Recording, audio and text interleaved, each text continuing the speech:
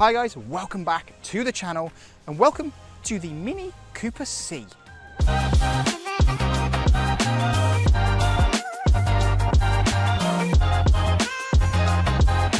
in today's video, I'm going to be taking this car for a drive to see how this thing compares to the rest of the range, because I think the whole Mini range of these new models is fantastic, and I was so intrigued at how this one fares, because this is the base entry level into the new lineup.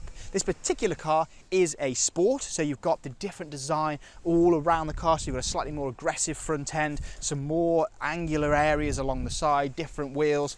Then around the rear, you've got the John Cooper Works spoiler and a big diffuser on the rear, alongside those new triangular shaped rear lights. Of course, there is no exhaust on this car anywhere to be seen. Of course, there is one because it's internal combustion engine. However, it's not on the back. Much like with the Cooper S, there is no exhaust pipe on this car that is visible. Other than that though, it looks pretty much the same as the Cooper S. They've been brought very much in line with each other, obviously because the new Cooper S doesn't have the bonnet scoop and the two pipes on the rear. Now, you'd be hard pressed to notice the difference between the Cooper C and the Cooper S other than the badging on the rear and a little Cooper S logo on the front grille. But other than that, I think this is a cracking looking thing. The whole design is very, very mini, just with newer design tweaks, so the front LED lights can be changed depending on what you want. It's slightly more aggressive at the front. And the rear, I wasn't too sure of it at first when I first saw pictures, but honestly, in the flesh, I think you need to see it. It looks fantastic.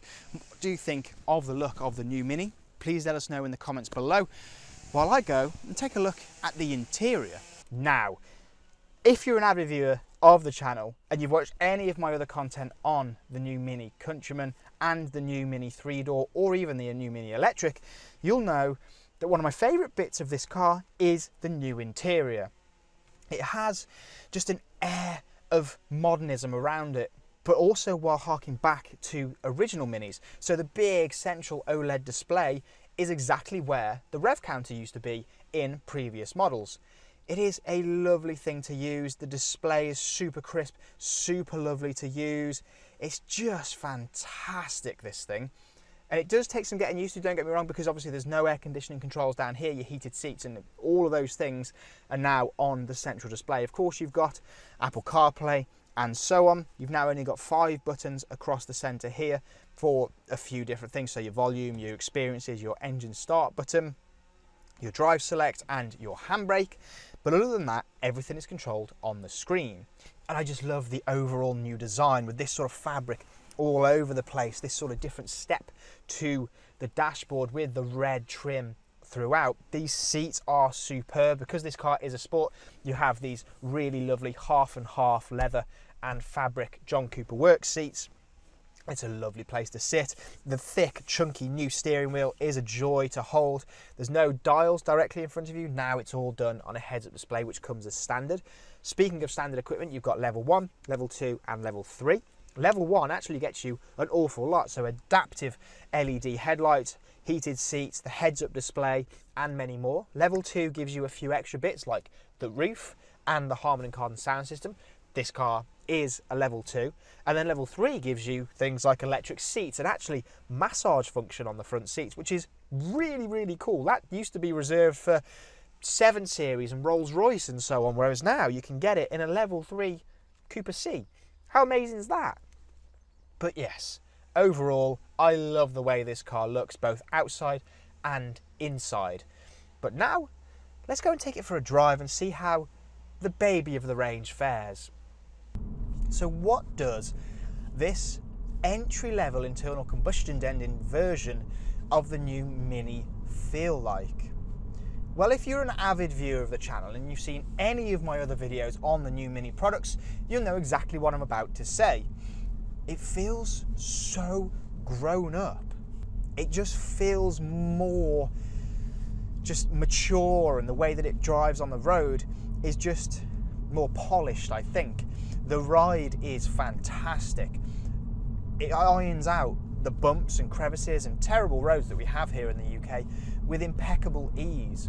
The way that it just irons out all of our potholes and terrible, terrible road surfaces is nothing short of brilliant.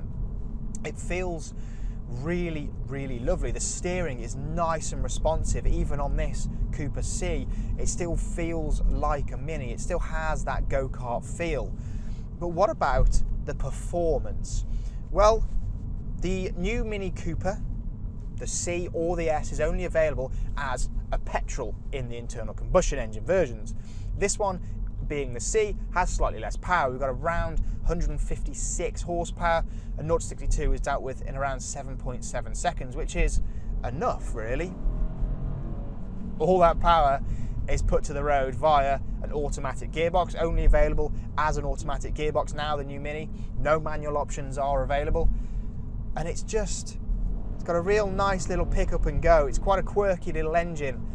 It's got quite a lot of character to it as well, even in this base model. I recently drove the new Cooper S and thought it was absolutely fabulous, and this is no exception.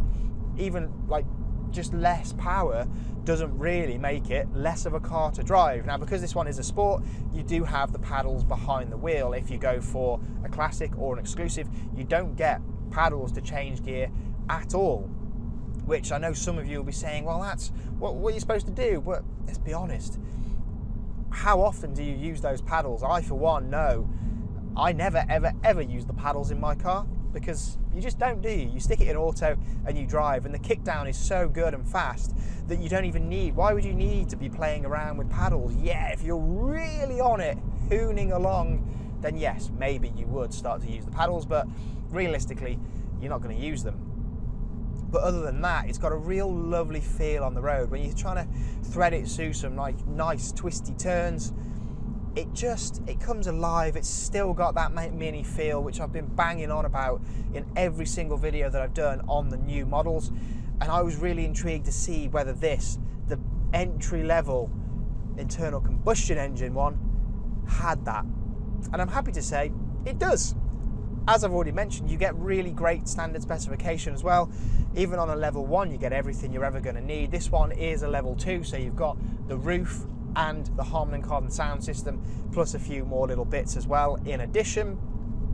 And I just think it's wonderful. I think it's absolutely fantastic. I love every single one of the new variants of the Mini that I've driven. They all retain that Mini feel, that go-kart feel. But I think that this is actually the closest the Mini has been to those originals for quite some time. Don't get me wrong, the previous generation was a very good car, but I don't know, I just don't know what it is. This just feels like, in spirit, closer to those originals than ever before. And I know you're probably going to come at me in the comments, but until you've driven one, you won't know. And on that, if you do want to test drive, if you're interested in any of these new Mini products, please use the link in the description of this video to get in contact with your nearest Sytner Mini retailer. Please like this video, subscribe to the channel for plenty more content to come, and I will see you guys again very, very soon.